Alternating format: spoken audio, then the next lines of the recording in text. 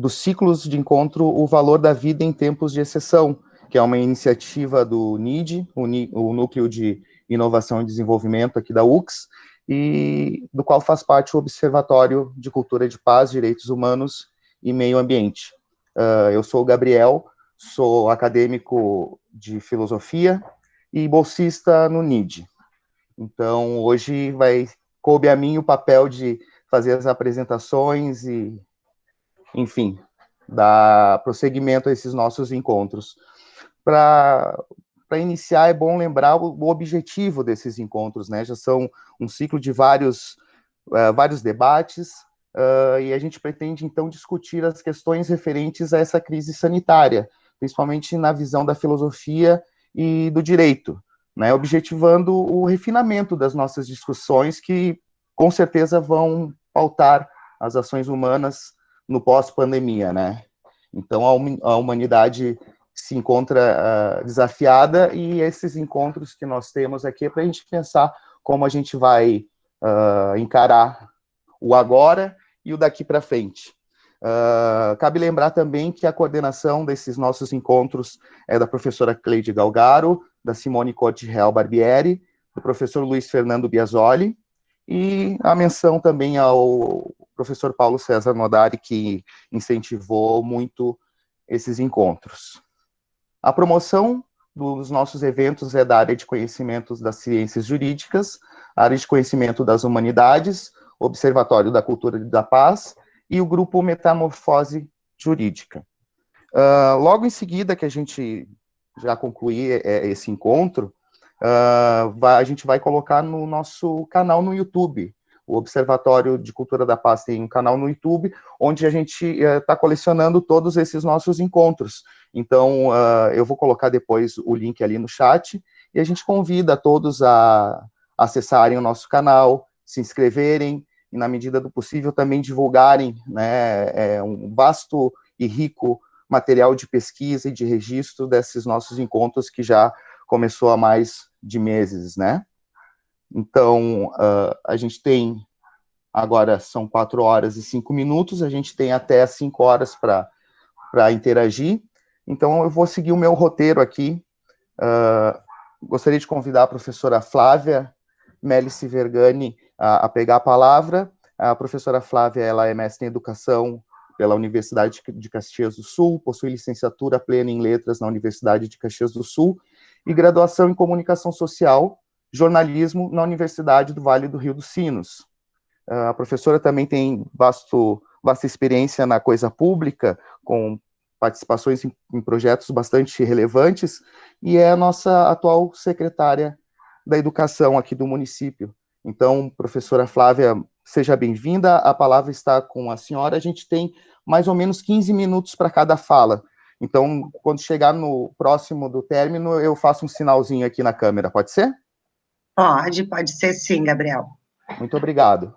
Então, boa tarde, dar as boas-vindas, né, aos colegas, e parabenizar o NID, ao Observatório da Cultura da Paz, Gabriel, né, neste momento, né, trabalhando com a mediação, aos colegas, professores, organizadores desse trabalho tão bacana, a professora Cleide, o professor Luiz Fernando Biasoli, os demais colegas, também o professor Paulo Nodari, que esteve à frente, né, por um tempo, e dar boa tarde a todos, e contar um pouquinho dessa minha trajetória à frente da Secretaria da Educação, neste momento tão difícil de pandemia, e como pensar a educação básica, né, neste momento, retorno de aulas, não retorno de aulas. Então, eu vou abrir, passando para vocês. Sou professora da UX, sou professora da Rede Municipal de Ensino há 29 anos, sempre trabalhei com anos iniciais, especialmente com o primeiro ano do ensino fundamental, primeiro e segundo ano. Estava até o final de 2019 na Escola São Vicente, no Burgo, com uma turminha de terceiro ano,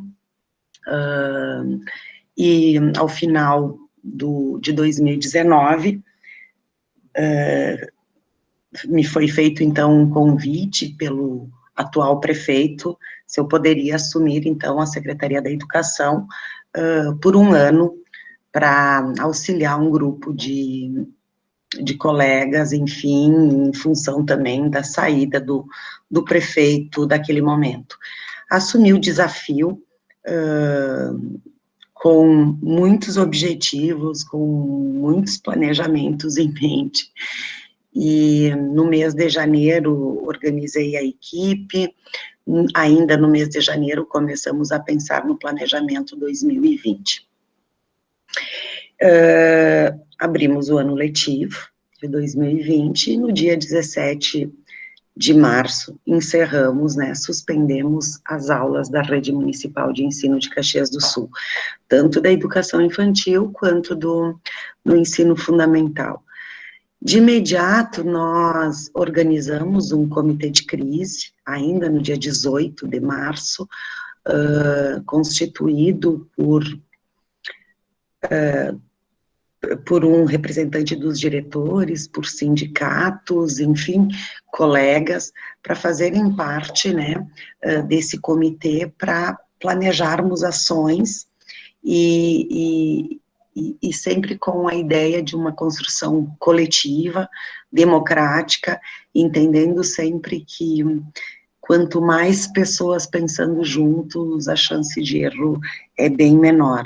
E para quem me conhece sabe que eu tenho essa postura de planejamento coletivo, de construção, então eu trabalho muito com isso, prezo muito a conversa, a discussão, o debate, para acharmos juntos alternativas, e bem com aquela ideia da coparticipação de todos.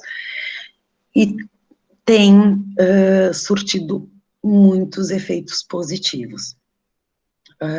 Iniciamos, então, a suspensão das aulas, que foi até o final de março, em seguida, os primeiros 15 dias de abril, e durante o mês de abril, a gente foi percebendo que nós não voltaríamos.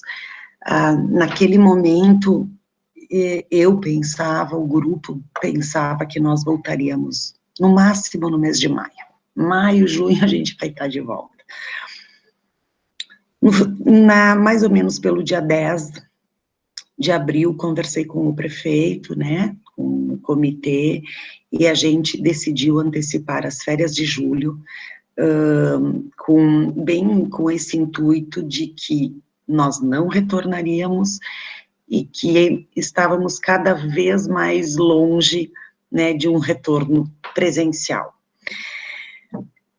Faltando uma semana do retorno, em tese, né, da finalização, da antecipação das férias do mês de julho, iniciamos do zero um planejamento de como pensar em estudos remotos na Rede Municipal de Ensino de Caxias do Sul. Nós não tínhamos nada, pessoal, nada, bem diferente do Estado, que a gestão anterior tinha deixado, então, um programa, né, um projeto, né, com a Google, enfim, e que para o Estado foi mais fácil implementar os estudos remotos. Diferente do município, nós iniciamos uma discussão dentro da secretaria, e eu tive um apoio muito importante de uma colega nossa, a professora Cláudia, né, a professora ali do NIT, Esgarzela, que é uma pessoa muito querida, conhece muito, e sentou algumas vezes comigo, me auxiliando, me dando algumas orientações, muito na área da tecnologia, e como pensar isso, né, na prática sem ter nada.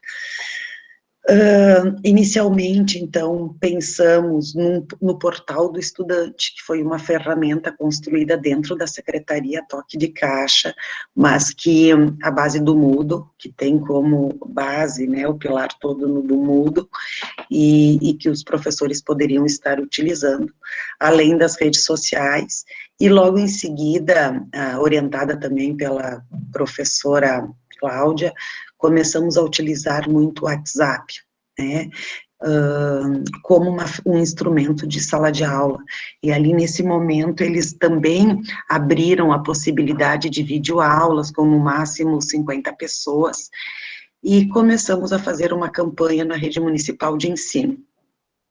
E aí é importante dizer que até então, as matrículas e rematrículas na rede municipal de ensino eram atualizados os dados dos estudantes, que nós chamamos de pasta verde ou pasta azul, que é desde o tempo em que eu entrei no município.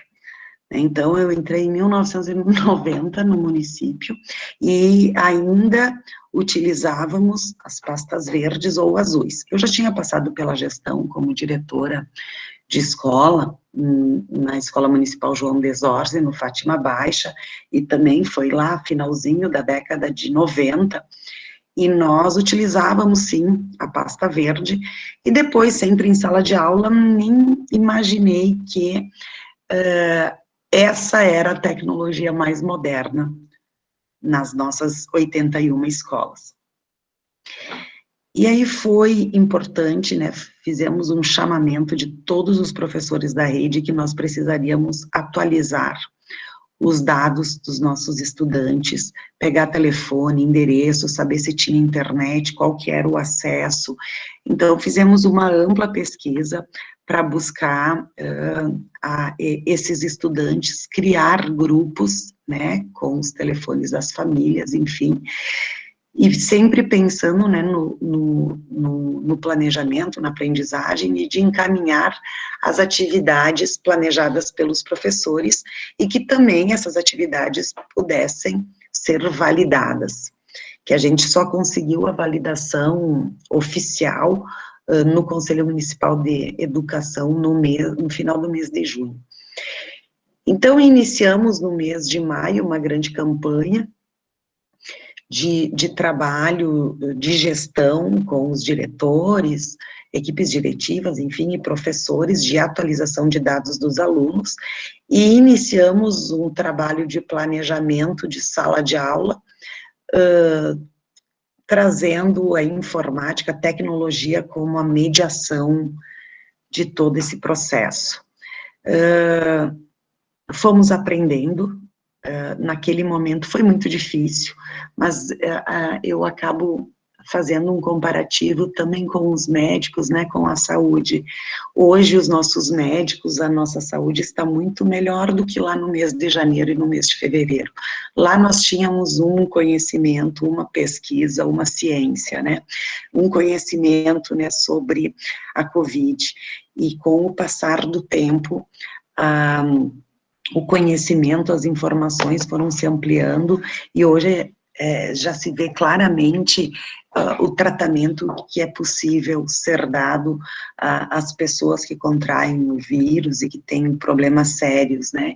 Então, os médicos também conseguem ter mais conhecimentos para conhecer e para fazer o tratamento. Da mesma forma, nós, professores, né, que nunca, especialmente os da rede municipal de ensino, tiveram tanto acesso e tiveram que se ressignificar tanto para organizar suas aulas e encaminhar para os estudantes, recolher depois essas atividades, ter um diagnóstico do que voltava, do que não voltava, como chegar, né, para aquelas famílias que não têm acesso à internet. Então, foi um momento bastante delicado, bastante difícil, recebemos muitas críticas, mas para aquele momento era o que era possível ser feito, e no andar dessa caminhada, dessa travessia, a gente foi melhorando o trabalho, e também aonde queríamos chegar.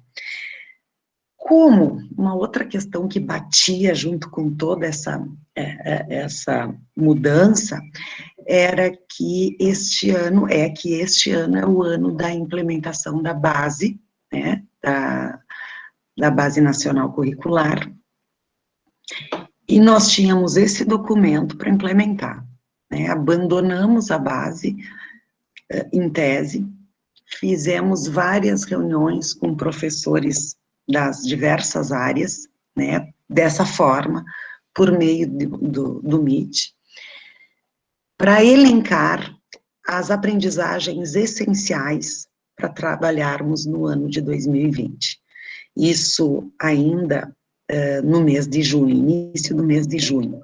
Então, fizemos um chamamento, começamos a elencar, né, as aprendizagens essenciais para ofertar, né, para os professores, discutir com os professores e servir de base curricular, vamos chamar assim, emergencial, para o ano de 2020. Conseguimos fazer isso em 10 dias, esse debate todo com 4.000 professores. Grupo da História, quero dizer para vocês, é um grupo peculiar, assim, muito debate, muita discussão, o que vem antes Brasil, vamos discutir Brasil ou vamos discutir mundo, né, então, mas enfim, foi bacana, um debate interessante, chegamos às aprendizagens essenciais, já lançamos isso e todos os professores da rede municipal estão usando, e também Caxias do Sul está servindo como referência para vários municípios aqui do Rio Grande do Sul.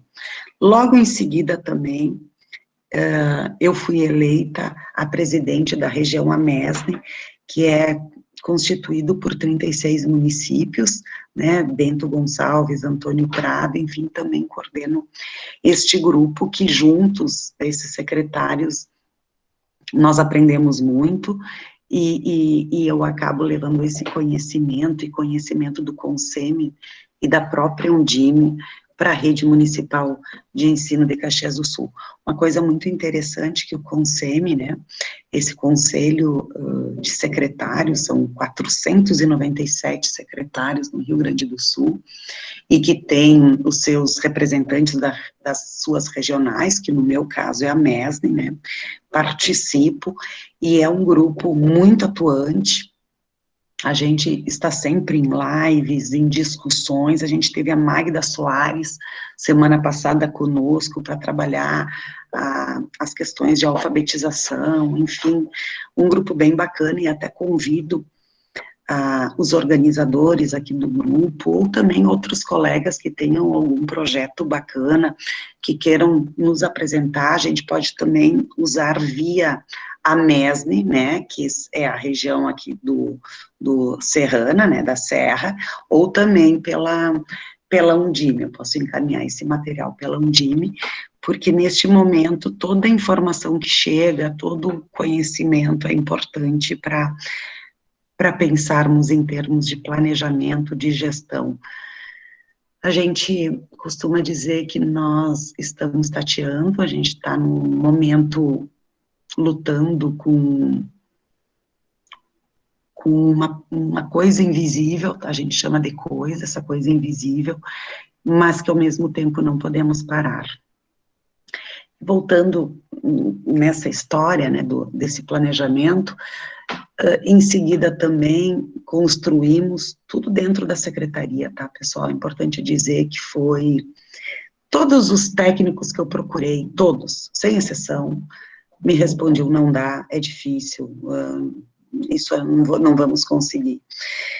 Eu quero dizer a força do falar, elogiar e enaltecer os professores que conhecem um pouco de tecnologia e que vieram juntos, abraçaram essa causa, e pela UX eu quero trazer e agradecer o nome da professora Cláudia, que veio para essa discussão, e nós fomos buscando alternativas que até então entendíamos como inviáveis e que hoje tem nos dado uma base mais sólida para podermos dar conta dos estudos monitorados, dos estudos remotos, né, de forma não presencial.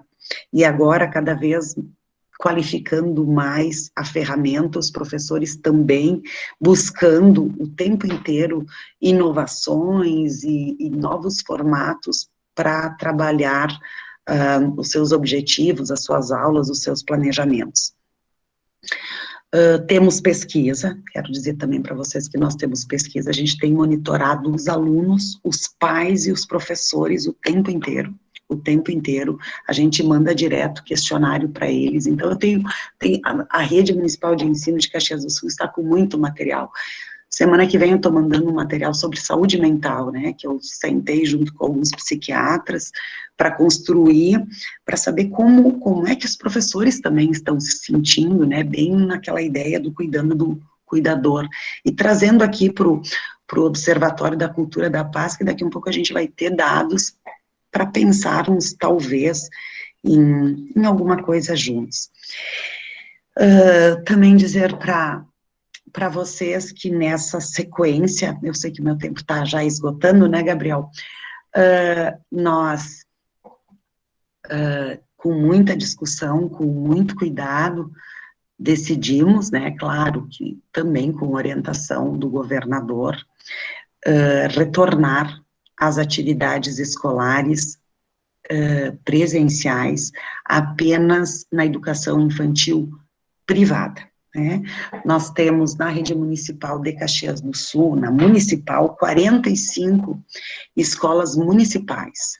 Eu tenho ali mais de 4.000 estudantes de educação infantil, além de turminhas de educação infantil de 4 e 5 anos, no ensino fundamental, nas escolas de ensino fundamental, que são 81 escolas. Essa definição foi difícil, não foi fácil, acho que vocês devem ter acompanhado na mídia. Tivemos muita pressão, especialmente das proprietárias de escolinhas de educação infantil, e que estavam passando por uma situação econômica muito difícil. Além disso, muitos pais nos procurando, que precisavam retornar às suas atividades, e foi um momento bem difícil de se tomar uma decisão. Sentei com o prefeito, né, sentei com o COI, enfim, definimos em retornar, claro, com um plano de contingência muito sério, muito bem organizado, que ele é constituído pela Secretaria do Urbanismo, Secretaria da Saúde e Secretaria da Educação. Então, ali tem todo um protocolo, toda uma organização, e as escolas que passaram por este filtro, que tiveram a deliberação, o deferimento para reabertura, então, na semana passada, no dia 8 de setembro, retornamos às aulas presenciais na educação infantil. Um movimento muito tímido, poucas crianças circulando, estamos monitorando, as escolas muito bem equipadas, cumprindo com todos os protocolos. Uma coisa doida, pessoal, é importante dizer, eu não sei se alguém tem algum filho que está frequentando a educação infantil neste momento, mas a criança chega, ela passa pelo gatilho daquele termômetro, depois ela passa, coloca o pé no tapete de desinfecção, depois ela lava a mão, depois ela passa álcool gel, depois ela passa bom, pessoal, é um ritual, até chegar na sala de aula, que também tem um outro ritual lá, e que nós estamos chamando esse ritual de uma conscientização pedagógica, de trabalho pedagógico, e que as crianças, elas estão nos auxiliando muito, estão gostando disso, o bacana de elas terem esse reencontro com o professor, claro, com máscara, com todos os cuidados, mas eu achei que eu não ia voltar a ver isso. Essa questão do presencial, e eu tive a oportunidade de ver os pequenininhos retornando, e foi emocionante, Está difícil ainda, não temos ainda um diagnóstico, uma avaliação para apresentar para a comunidade, vamos sentar, eu, o secretário da Saúde, secretário do Trânsito, agora na próxima sexta-feira, para ver que tipo de movimentos que teve e qual foi o impacto, né, na saúde, para podermos ver se é possível a gente dar mais um salto, né, nesse momento. Eu estou bastante preocupada de um retorno presencial. Acredito que ainda não é possível. Eu tenho na rede municipal de ensino mais de 40 mil estudantes, mais de 40 mil pessoas circulando. Então, começamos um movimento tímido pela educação infantil, vamos agora monitorar isso, vamos fazer uma avaliação. Segundo o governo do estado, o retorno do ensino médio seria agora para o mês de setembro, as universidades também, a UX fez a opção em não retornar. Nós temos o ensino médio, o ensino fundamental, anos finais, no mês de outubro, e para o mês de novembro, as turminhas de alfabetização. Nós estamos ainda discutindo muito, mas temos um movimento muito forte via Undime, e acreditamos que o ensino fundamental, né, acabe não voltando ao presencial, às atividades escolares presenciais. Então, é uma decisão que ainda não foi tomada, ainda estamos no debate, discutindo, e que num próximo momento, numa próxima reunião, posso estar trazendo esse feedback, ou mandando também por escrito para o grupo, como estamos pensando e avaliando esse momento. Já estamos também, ó, é uma coisa doida, já pensando no próximo ano. Estamos lançando esta semana um novo projeto de currículo contínuo 2021, que é um programa, vamos lançar um programa de complementação das aprendizagens não realizadas em 2020. Então, vamos oferecer, fizemos toda uma pesquisa, 2 professores a mais para todas as escolas, para trabalhar com apoio pedagógico e recuperar as aprendizagens não realizadas. Então, a gente está fazendo um trabalho de gestão, ao mesmo tempo antecipando projetos futuros para 2021, e ao mesmo tempo aprendendo a circular no meio de tudo isso. Tivemos um surto semana passada na Secretaria da Educação, não sei se vocês acompanharam, uma coisa doida, as pessoas que estavam ao meu lado, diretores, a minha secretária, todos com Covid, só retornam daqui a 15 dias, e eu praticamente estou sozinha, tocando todos os projetos e também dando conta da diretoria financeira, que é a diretoria que mais nos preocupa e é onde nós temos o maior foco de colegas que positivaram, e os outros colegas com muito medo de retornar, então estamos fazendo todo um trabalho, né, com esses colegas, porque nós temos compromissos muito importantes, né, de pagamentos, enfim, na rede municipal de Caxias do Sul, na Secretaria da Educação. Então, muito rapidamente, tentei explanar um pouquinho desse contexto todo, como estamos, né, conduzindo o planejamento da gestão, nesse momento, na educação básica de Caxias do Sul.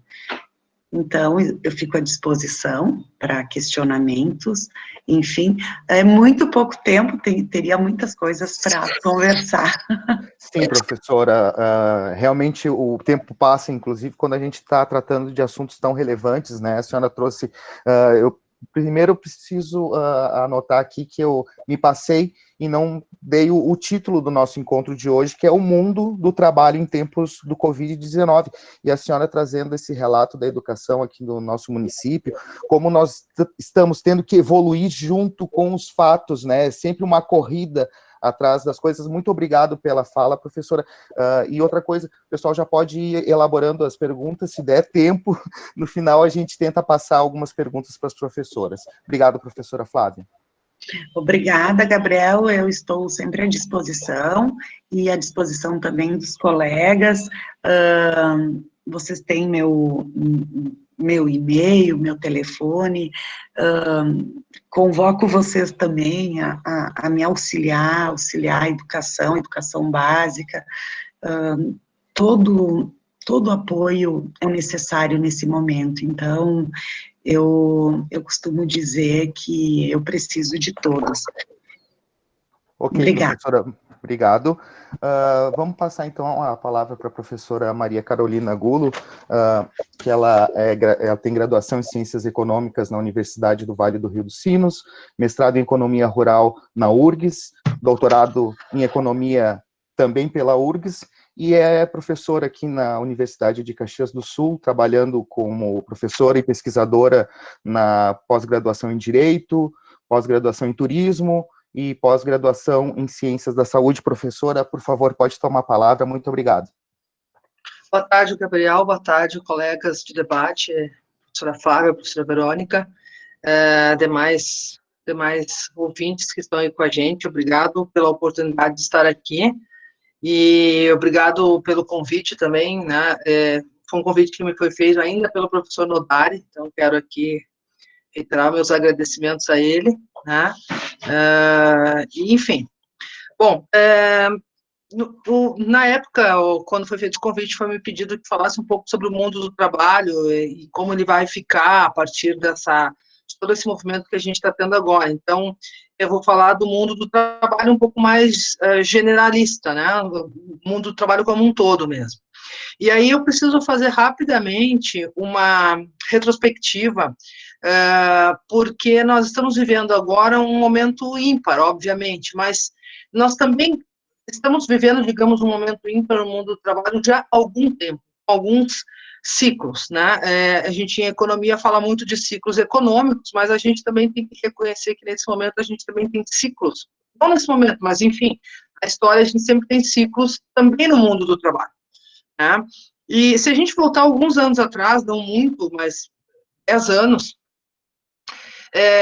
a gente vai ter ali de 2010, a gente tem aquele ano, do ponto de vista econômico, bastante interessante, porque foi um ano de recuperação, logo em seguida da crise que começou em setembro, que estourou em setembro de 2008 nos Estados Unidos. Então 2009 foi um ano ruim, um ano de crescimento negativo e no mundo inteiro, mas 2010 foi um ano de recuperação. E a partir da recuperação de 2010, de 2011 a 2013, mais ou menos, nós vivemos algo que no Brasil, ao menos a minha geração, nunca tinha vivido, eu acho, não, tenho certeza, que era a gente viver uma situação praticamente de pleno emprego. O que é o pleno emprego para nós da economia? É uma situação em que, basicamente, a gente está com taxas de desemprego em torno de 6%, ou abaixo de 6%. O que praticamente nos diz que só não estaria empregado naquele momento quem por algum motivo optasse por não estar empregado, né? Ou porque não, naquele momento tinha decidido dar um tempo, enfim, mas que praticamente quem procurava emprego conseguia emprego, ainda que não fosse o emprego dos seus sonhos, que não fosse o salário dos seus sonhos, mas tinha a oportunidade de emprego, oportunidade de estar trabalhando. E aqui, particularmente na nossa região, especialmente em Caxias, foi um momento em que grandes empresas, inclusive, estavam passando nos bairros com carros com alto-falante, pedindo que as pessoas fossem ter as empresas fazer ficha para trabalhar. Então, foi um momento ímpar, né? Porque a gente não tinha vivido isso, ou não vivia isso há muitos, muitos, muitos anos. Bom, de lá para cá a gente tem um novo ciclo, né? Então, isso durou ali até 2013, mais ou menos, aqui em Caxias, para que as pessoas tenham uma noção. Em 2013, dos últimos 20 anos, foi a maior taxa de ocupação, ou melhor, o maior número, porque nós não temos cálculo da taxa de desemprego para Caxias, mas nós chegamos a ter 183 mil pessoas com carteira assinada em Caxias do Sul em 2013. Hoje, os últimos números são de agosto, nós não chegamos a 150 mil pessoas com carteira assinada. Então, para vocês terem uma ideia de parâmetro, né, de formalidade do trabalho. Bom, por que mudou? Mudou porque a gente começou a viver uma nova crise a partir de 2014, que se inicia ainda com uma crise política em 2013, as primeiras manifestações contra o governo daquela época, ali perto da Copa das Confederações. Depois, o ano seguinte, teve a Copa do Mundo, com mais todas as crises políticas, que vai terminar depois em impeachment no ano seguinte, enfim. Aí a gente tem 2015 e 2016, com um crescimento negativo no Brasil, PIB de menos 3,5% e menos 3,6% em 2 anos seguidos. Portanto, se a gente somar aí, a gente passa dos 8% de queda no PIB, na produção de riqueza. E aí é a alavanca da economia, né? Se a gente não tem produção de riqueza, é porque não está tendo consumo, e se não está tendo consumo também é porque as pessoas não têm renda, e se não está tendo produção, também não tem emprego. Então, uma coisa puxa a outra, digamos assim, e aí a gente também tem, a reboque da crise econômica, uma crise no mundo do trabalho, com uma visível redução no mundo do trabalho, nas vagas ocupadas formalmente. Portanto, uma tendência das pessoas que não estavam conseguindo buscar uma ocupação formal, buscando o famoso bico, né, que a gente chama, ou seja, os trabalhos temporários, para gerar algum tipo de renda e poder sobreviver àquele momento. Tá? Só que o movimento que a gente viveu de 2011 a 2013, com quase um apagão em alguns setores, inclusive com apagão de mão de obra, ele também modificou o mundo do trabalho. E ele modificou principalmente o mundo do trabalho industrial. Né? A percepção do empresariado de que ele estava ficando à mercê da oferta de mão de obra, ou da falta de oferta de mão de obra. O que economia significa dizer, pela lei da demanda e da oferta, que se eu tenho pouca oferta de mão de obra e muita demanda por mão de obra, traduzindo do economês para o português, quando eu tenho muitas empresas querendo contratar pessoas, mas poucas pessoas dispostas ou querendo trabalhar, ou precisando trabalhar, por N motivos, ou simplesmente porque não tinha pessoas, estavam todas ocupadas, significa dizer que tu vai ter que pagar um salário melhor para atrair uma mão de obra para ti. E um salário maior significa um lucro menor, né, dentro da ideia do capitalismo. Não vou entrar na discussão se é certo ou se é errado, estou apenas fazendo as considerações, as conexões necessárias para as pessoas entenderem. E, obviamente, isso não interessa no sistema capitalista, lucro menor é palavrão. Então, o que acontece? Há, junto com todo um movimento mundial de revolução industrial, ou uma quarta revolução industrial, um movimento de automatização e robotização da indústria. Tá? Então, a indústria começou a perceber que era melhor, enfim, ela optar por processos de produção mais automatizados ou mais robotizados, o que deixaria ela menos suscetível aos ciclos e às variações do mundo do trabalho. E, portanto, na verdade, o que vem acontecendo é uma destruição de vagas de trabalho formal, ou seja, uma substituição de processos de produção que necessitam de menos mão de obra para serem operados, e, portanto, muitas vagas sendo fechadas. Sem citar nome de empresa, mas eu conheço uma empresa aqui que visito, levo muitos meus alunos nessa empresa, onde uma máquina, um novo processo de produção a partir de uma máquina permitiu aí, num curto espaço de tempo, uma economia em torno de quase 1/3 da mão de obra empregada na produção. Então, isso é uma considerável redução, né? E um incremento de quase 3 vezes no faturamento. Então, esse é o momento que nós estamos vivendo agora, né? E aqui em Caxias, por exemplo, se a gente pegar os números número de vagas que foram fechadas, cerca de 70% dessas vagas estão na indústria, são oriundas da indústria, é o setor que mais fechou, é o setor que mais demitiu, né? E aí, esses momentos de crise que nós estamos vivendo agora, eles possibilitam ao mundo do trabalho, nos seus diferentes segmentos, comércio, serviços, indústria, também fazerem ajustes, né? Também procurarem fazer ajustes. E aí a gente tem uma coisa mais cruel que começa a acontecer, que é o seguinte: como está sobrando mão de obra, né, e a tendência é as pessoas trabalharem por qualquer valor, porque elas estão precisando, tem dois movimentos que são ruins. Um movimento é o salário mais baixo, um movimento, obviamente, ruim do ponto de vista do trabalhador. O salário tende a ser um salário mais baixo, um valor mais baixo. E o outro é uma certa precarização do trabalho, ou até, não dá para usar exatamente o termo precarização, mas na verdade, o que a gente chama em economia de uma externalidade positiva para a empresa. O que eu quero dizer com isso? É que, na verdade, a empresa contrata alguém extremamente qualificado por um salário extremamente baixo, por uma vaga que provavelmente antes ela tinha 2 ou 3 pessoas fazendo. Então, é uma pessoa que está fazendo um serviço que antes 2 ou 3 faziam, com uma qualificação muito boa e com um salário muito mais baixo do que ela tinha antes, exatamente por essas forças do mercado, que nós chamamos de economia de demanda e oferta. Esse desequilíbrio entre o número de vagas disponíveis para contratação e o número de pessoas interessadas em trabalho, quando a gente tem esse desequilíbrio, a gente vai ter uma distorção para um dos lados. Nesse momento, a distorção é favorável para o empregador e absolutamente desfavorável para o trabalhador. Some-se a isso a reforma trabalhista que tivemos no governo Temer, que ainda possibilitou agora outros tipos de trabalho, entre aspas, formal, que é o trabalho por empreitada, o trabalho por projeto, ou o trabalho, como a gente chama, temporário, né? Que não era previsto na nossa legislação, e agora ele está previsto. Inclusive, isso tudo já faz parte de um ramo da economia chamado gig economy, ou seja, tudo que diz respeito a esses trabalhos que são temporários, por projetos, etc. Que deve ser uma tendência muito grande, aí vem o pós-pandemia, né? Isso é algo que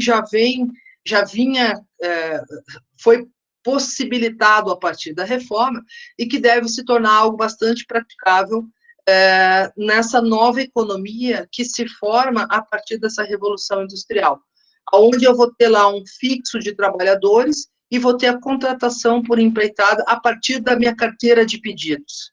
Então, quanto mais customizada for a empresa, o produto da empresa, mais ela vai trabalhar dessa forma.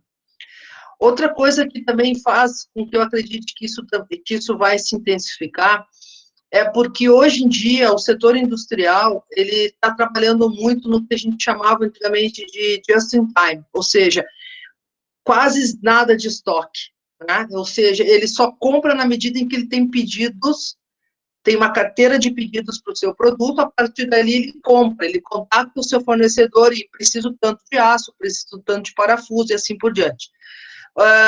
Com estoques muito próximos de zero, em função do custo de manter um estoque, do custo de manter insumos guardados em casa, esperando um pedido. Tá? Então, o que vai acontecer? As empresas, elas vão contratar. Então, se uma das nossas grandes empresas aqui da região recebe um pedido grande, tá? E ela entende que aquele pedido grande, para dar conta no prazo que o fornecedor pediu, ela vai ter que contratar mais 10 pessoas para ajudar na linha de produção, para ela terminar esse pedido no prazo estipulado. Digamos que o prazo seja de 2 meses. Ela pode, a partir de agora, contratar este trabalhador por um tempo determinado e demiti-lo, né, a partir daquela vigência de contrato encerrada. Tá? Então, isso vai ser uma prática mais comum, principalmente na área, eu entendo, na área de serviços e na área da indústria. Serviços também vai trabalhar muito dessa forma. Esse é o novo mundo do trabalho que a gente deve ter, mas que também vai um pouco ao encontro do perfil dessa juventude que está chegando aí, que não é tão... Eles são menos acomodados do que as nossas... por exemplo, a minha geração, uma geração que, só para vocês entenderem, tá? eu tenho 50 anos, então é por isso que eu estou falando uma geração que a gente estudou para obter um trabalho, uma certa segurança no trabalho, uma renda fixa no final do mês, entendeu? É uma outra cabeça. Essa cabeça, a cabeça da gurizada que está agora, é diferente, tem seus 18, 20 anos, 22 é diferente, eles não se importam de arriscar, eles não têm medo de arriscar. Se aquele lugar que eles estão trabalhando não está bom, não dá prazer para eles, não dá o retorno financeiro que eles gostariam, eles não têm o menor problema de sair dali e procurar outro lugar. Então, esse tipo de trabalho por empreitada, temporário, por projeto, ele até atende alguns anseios dessa gurizada, né? Agora, os mais velhos vão ter dificuldade de se adaptar nesse novo segmento, e eu me preocupo um pouco com isso, porque a gente vai ter que trabalhar até os 60 e poucos anos, obrigatoriamente. Eu não me aposentei ainda, não vou conseguir me aposentar antes dos 62 por essa nova legislação. Então, eu tenho que prever meus próximos 12 anos, né? Como é que eu vou me virar nesses próximos 12 anos. Tá? Então, são algumas nuances que eu estou colocando aqui que me chama a atenção e de como nós vamos, a partir de agora, lidar com isso. O que a pandemia nos trouxe para mexer nesse mundo do trabalho? Na verdade, o que ela nos trouxe é a possibilidade da gente não ter mais o deslocamento até o local de trabalho. O nosso local de trabalho agora não é necessariamente a empresa onde eu trabalho, né? Não é necessariamente o prédio da universidade.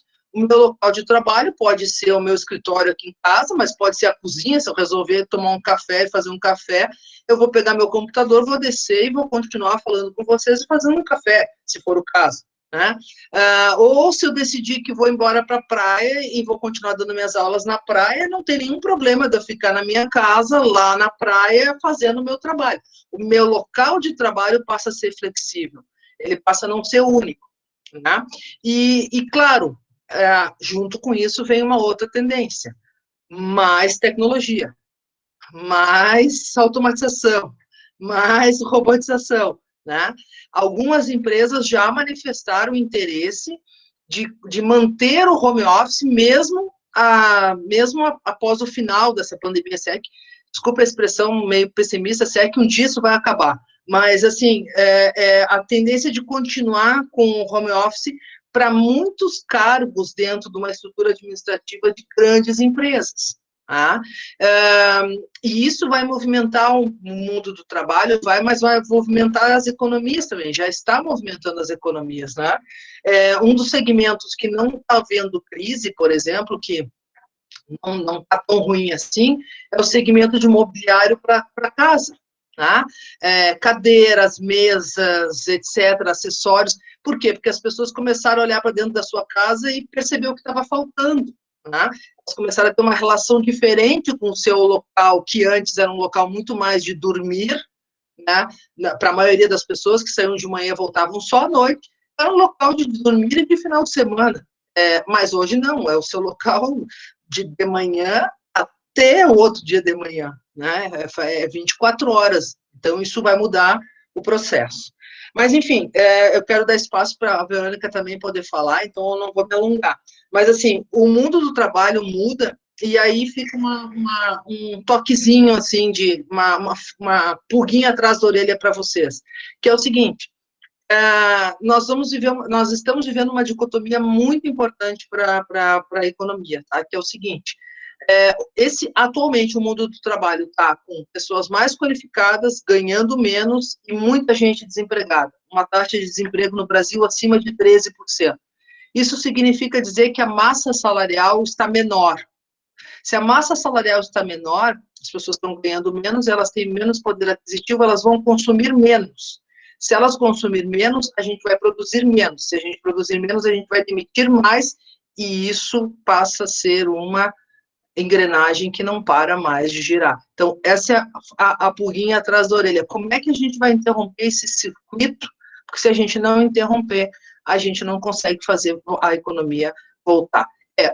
No caso, Rogério, a falta de um círculo virtuoso. Né? A gente, nesse momento, não tem o ciclo virtuoso e está esperando exatamente romper esse processo para poder voltar. Mas isso é uma coisa que o próprio mundo do trabalho e aí o sistema tem que perceber. remuneração mais baixa, ela não é prejudicial só ao trabalhador, ela é prejudicial ao sistema como um todo.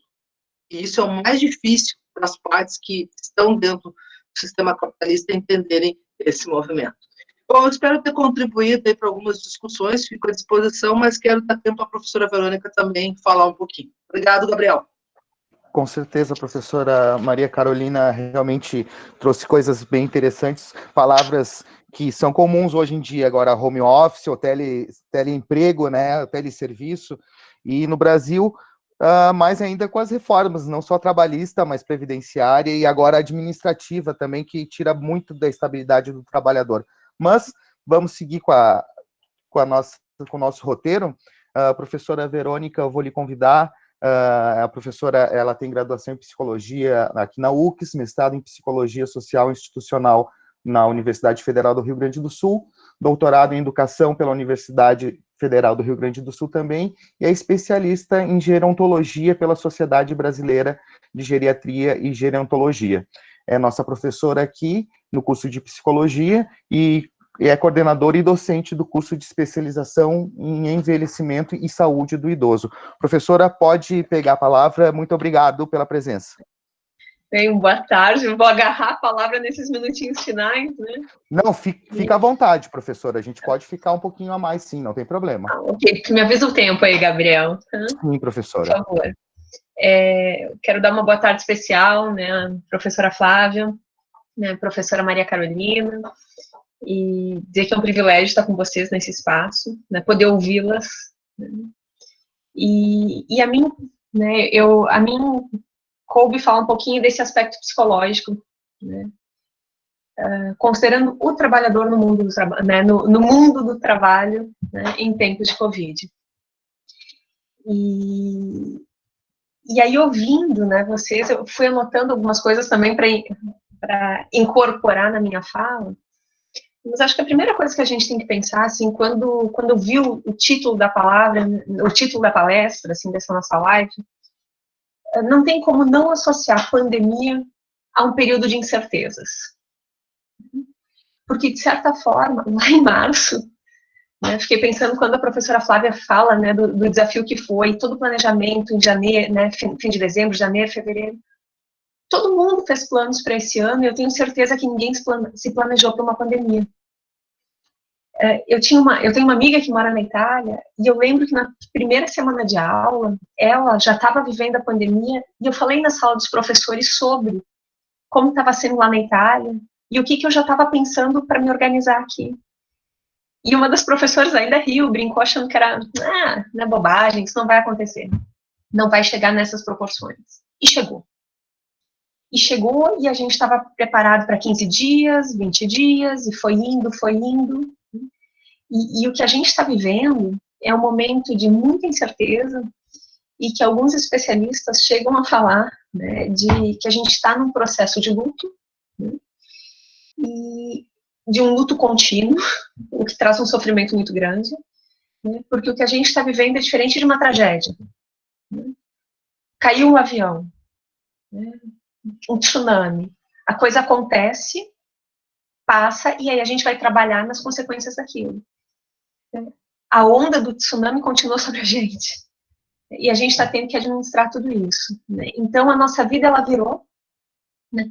O planeta virou de cabeça para baixo e disse, olha, se agarrem onde vocês conseguirem, se reorganizem o mais rápido possível, né? A vida tem que continuar e a gente vai ter que aprender a lidar com esse momento. Né? Então, esse período todo de incerteza traz para as pessoas, né, muita ansiedade, porque a gente está falando do desconhecido. E eu gosto de uma expressão que a professora Eliana Panosso utiliza, né, ela é a atual coordenadora do curso de psicologia, que ela diz, não existe especialista para o inédito. E o que a gente está vivendo é inédito. Por mais que já tenham acontecido, né, ocorrido outras pandemias na nossa história, nunca aconteceu dessa forma. Né, com os recursos que temos hoje, com a dimensão, com a proporção que está assumindo. Então, é um momento que está todo mundo se experimentando, tentando se reinventar. Né? E nesse momento de incertezas, né, quando a gente pensa nesse trabalhador, muitos, a gente tem aqueles que seguem na linha de frente, né, e o impacto disso, né, na saúde, dos profissionais da saúde, motorista de ônibus, né, trabalhadores dos postos de combustíveis, todas as pessoas que tiveram, né, pessoal de farmácia, que tiveram que continuar trabalhando na rua, né, o impacto pode ser bastante significativo. Porque num hospital, por exemplo, antes, né, a equipe que estava lá, chegava alguém mal, eles estavam bem para atender o sujeito que estava mal. Nesse momento, eles estão atendendo alguém, sabendo do risco que eles também correm. Isso eles não viviam antes. A tensão é muito grande, né?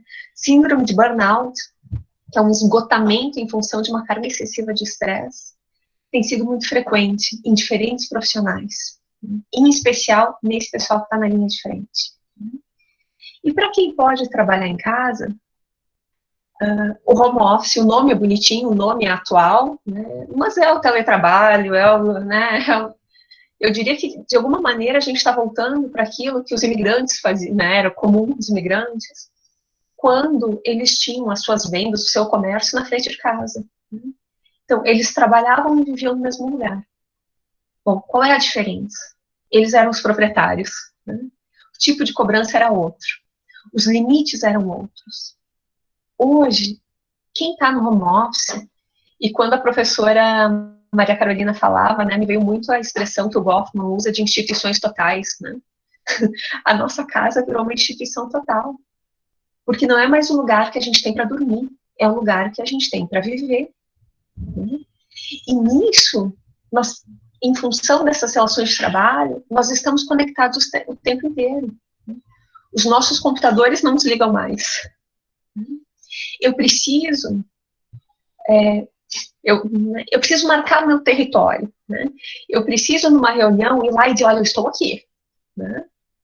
Eu preciso o tempo inteiro dizer para quem está acima de mim que eu estou trabalhando, né? Aquela sensação de que trabalhar em casa é liberdade, a gente está vendo que não é bem assim. É extremamente desafiador, porque a gente tem que conciliar a rotina de casa, né, limpar a casa, cozinhar, cuidar de filho, família, tudo isso, né, que está acontecendo, ao mesmo tempo em que a gente tem que manter o foco no nosso trabalho.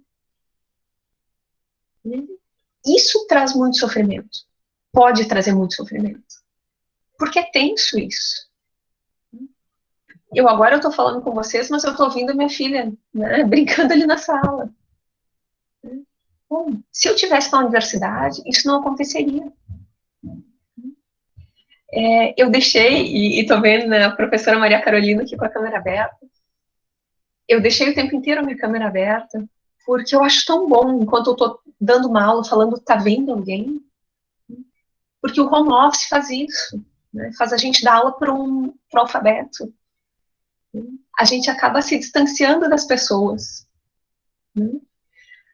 Agora estou vendo, né, como é bom saber que tu fala uma coisa, eu estou vendo que a Maria Carolina está rindo. Né? É essa reação que vai nos distanciando das pessoas, porque a gente perde. Mas também tem uma outra situação. Com o home office, a vida pública e privada se mistura. A gente invade a privacidade do outro e os outros invadem a nossa privacidade. Quantas situações vocês já devem ter acompanhado, né, nessas experiências do remoto, né, do online, de filho que entra, de coisa que cai, né, dos acontecimentos, gente que passa atrás sem camisa, aquelas coisas todas que depois vai para a rede. É o privado que está ali, escancarado, sem a gente ter muita alternativa do que fazer nesse sentido. E aí, quando a gente pensa no nível de estresse que isso pode gerar, porque quando eu estou lá na universidade, eu preciso sair de uma reunião para outra, e para outra, eu tenho aquele tempinho para descansar a cabeça, porque pelo menos eu vou ter que me deslocar do bloco E, onde fica a psicologia, né, para ir para o bloco F. Nessa modalidade de trabalho, e isso está acontecendo em muita empresa, Eu saio de uma sala e entro na outra direto. O trabalhador não vai mais para o Rio de Janeiro porque ele tem uma reunião no Rio. Querendo ou não, esse tempinho de deslocamento era um tempo também para arejar um pouco a cabeça. A gente não tem mais. O espaço de socialização está muito restrito. A gente encontrou uma alternativa no curso de psicologia, que a gente tem toda quarta-feira, a 1h da tarde, da 1h30, um horário para o cafezinho. Então tem um Meet para os professores. O professor que estiver liberado, que estiver afim, vai lá para tomar um cafezinho virtual com os colegas. Porque é muito solitário esse trabalho de home office. Então, o que a gente começa a ver a partir daí? Esse isolamento, essa pressão, essa dificuldade de comunicação, essa maior dificuldade de cooperação entre colegas. Eu estou usando o exemplo da docência, mas isso vale para qualquer trabalho. Acaba gerando alguns problemas bastante significativos em nível de saúde mental.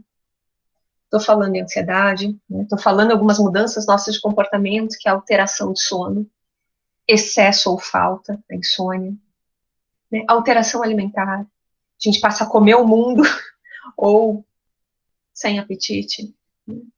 Pessoas que têm desencadeado síndrome de pânico, tem estudos na Universidade de Paris que já mostram isso. E esse momento em especial da pandemia, com um potencial bem expressivo para muita gente desenvolver transtorno obsessivo compulsivo, que é aquela questão de limpar tudo porque algo terrível pode acontecer se eu não fizer determinados rituais, por exemplo. Isso não é uma fantasia. A gente vive num momento, em função da pandemia, que sim, quando a Flávia estava falando, poxa, que triste que é isso, de ver as crianças tendo que passar por esses rituais. Eu acho muito triste quando a minha filha, que tem 1 ano e 10 meses, entende que se a gente está colocando a máscara é porque a gente vai sair de casa, e ela olha, passear. Que triste que é ter que aprender isso. É uma nova realidade, e é necessário.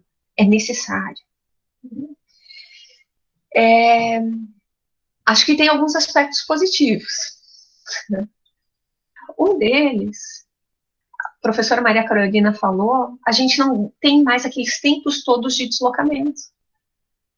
Então, a gente tem a chance de poder aproveitar uma parte desse tempo para outras coisas que talvez nos deem mais prazer.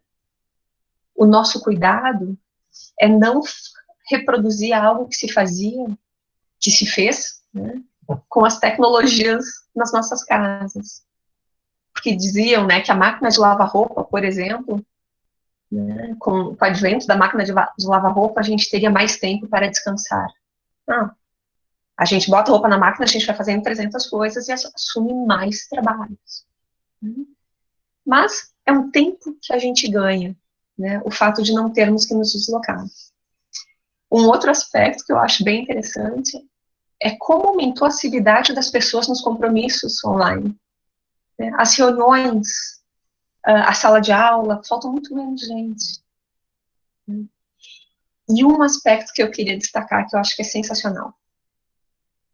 Nunca nós tivemos tanta chance de errar com as pessoas nos compreendendo. Como a gente está vivendo algo novo, é um momento em que a gente pode se experimentar. Eu não estou falando do erro intencional, eu estou falando daquele erro do processo que faz parte do aprendizado de algo novo. Vocês viram professores aprendendo a usar o ambiente virtual, dando aula, e vocês ensinando muitas vezes. Essa troca que tem acontecido, certamente, a professora Flávia, enquanto secretária, quantas situações de ensaio e erro, e só erra quem tenta. E as pessoas estão tentando. Então, é um momento da gente tentar se reinventar e aprender a lidar com esse novo que caiu no nosso colo, de surpresa. O Paulo tem um livro do Freire e do Macedo, que eu gosto muito de um conceito que eles trazem, que é de inéditos viáveis. É isso que a gente tem aqui atrás. O que ainda não fizemos, né? Então, daí o inédito, mas que seja viável para esse momento. O que é possível fazer? Que caminhos são esses? Quantas possibilidades também são criadas? Mas temos que estar atentos aí. Eu estou tentando, né, eu estou com uma fala bem acelerada, só para... queria colocar, assim, já para ir fechando, que o grande desafio nosso, né, acredito que seja, assim, manter um equilíbrio emocional em tempos tão difíceis e incertos quanto esse que vivemos. Resiliência é uma palavrinha um tanto quanto já batida, mas que nesse momento é necessária. A resiliência, ela não é para a gente aguentar qualquer coisa, né, ficar forte diante de qualquer coisa. A resiliência é uma capacidade interna nossa para tentarmos ficar fortes, sim, né, para sairmos de situações adversas, inevitáveis. Se eu posso evitar, eu não preciso ser resiliente. Eu evito e sigo a vida. Mas a pandemia está aí, e é para todos. E a gente precisa encontrar recursos internos, precisamos ser resilientes diante disso. E o Viktor Frankl fala, né, da importância da gente continuar sonhando, da gente continuar fazendo planos, da gente olhar para frente. Ele fala, né, do sentido da vida. Isso nos dá esperança. Ele escreve isso, ele aprofunda essa ideia dele numa experiência que ele teve em campo de concentração. E segundo ele, o que fazia com que as pessoas conseguiam, as que não foram, óbvio, para as câmeras de gás, sair de lá vivos, era acreditar que tinha vida além daquelas cercas e que em algum momento eles sairiam. E esse é um desafio nosso. Seguir fazendo plano, sim. Seguir investindo na vida. Tentando manter uma rotina dentro das nossas casas. Tentar criar um novo. Sermos, acho que também, né, solidários com os outros, mas compreensivos com a gente. Aceitar que a gente não vai estar bem sempre, né? A gente tem nossos altos e baixos, isso é da vida. Tem semanas que a gente está super bem, agora tem outras semanas que a gente pensa, né? Eu estou com a frase da Maria Carolina, né, da professora Maria Carolina, se é que isso vai acabar, né? Bom, eu tenho esperança, né? Eu acredito em vacina, eu acho que sim, né? Isso vai acontecer, né? A gente vai se reorganizar, a gente vai se reinventar, e tomara que a gente consiga fazer isso da melhor maneira possível, né? Mas os desafios são gigantescos. Acho que tem a questão do desemprego, sim, né? A professora Flávia, enquanto gestora da educação, a gente sabe que a educação é o que vai fazer a diferença, a importância da formação, porque hoje as pessoas que estão mantendo seus empregos em trabalho, em home office, né, têm níveis de escolaridade mais elevados, então isso faz diferença para a empregabilidade. Né? Então, eu vi que o Gabriel já apareceu ali no cantinho da tela. Eu encerro por aqui, então...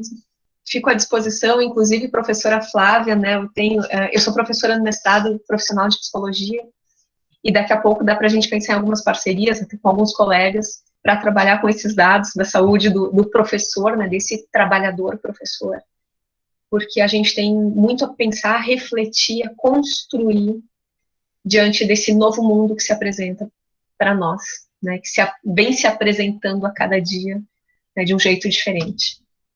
Obrigada, pessoal. Obrigado, professora. Eu me identifiquei na sua fala, na questão do distanciamento pessoal, né? Que a gente está se distanciando das pessoas, isso me incomoda bastante também, a questão da gente não ter mais um local de trabalho, né? A gente está o tempo inteiro no trabalho, então não tem hora e não tem mais espaço para o trabalho. Às vezes 11 horas da noite, eu estou recebendo o trabalho ainda e tu não consegue te desligar disso. E daí vem a incerteza, a ansiedade, atenção. Eu tinha falado a gente fazer algumas perguntas, mas eu acredito que a gente extrapolou um pouquinho, e eu gostaria de deixar um espaço para vocês fazerem alguma consideração final. Antes, eu só peço licença, porque nós estamos culminando com esse ciclo de debates e de encontros.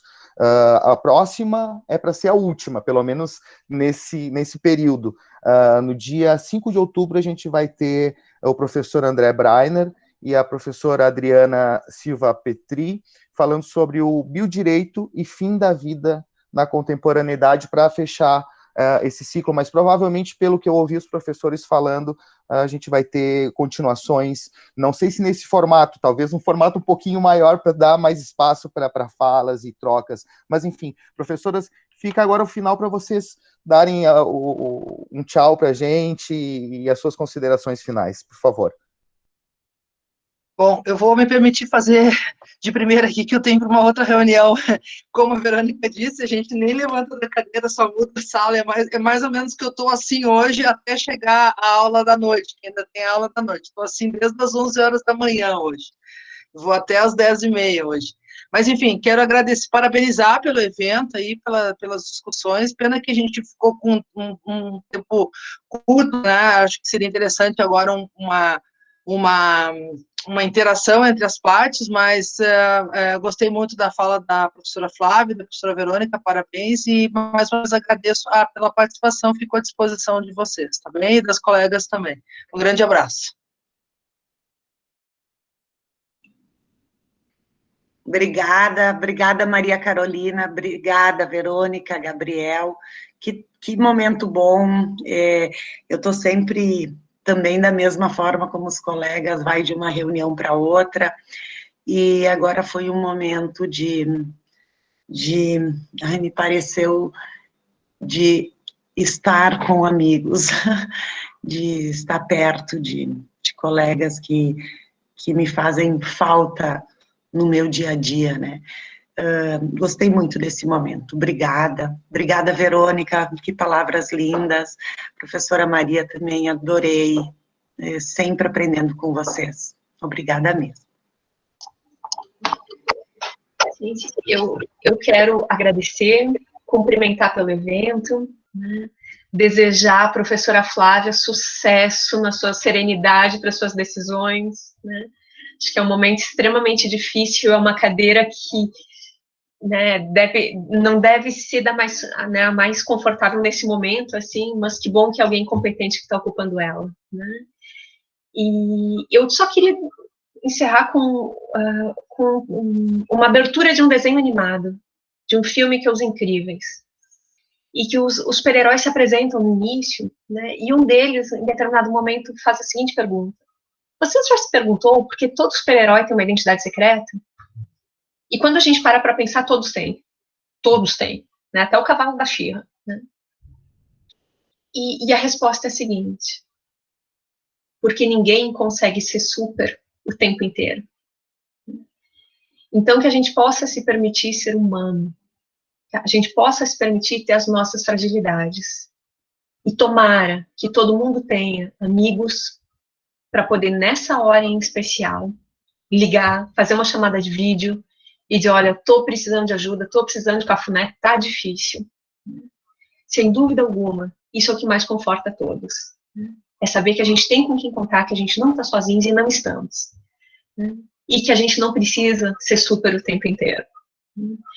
Obrigada a todos, espero em outro momento a gente poder falar com um pouquinho mais de calma, né? E sigam se cuidando, por favor. Né? Um abraço, pessoal. Obrigado, Obrigada, professoras. Obrigado, pessoal. A gente teve quase 90 pessoas ao mesmo tempo aqui nos acompanhando.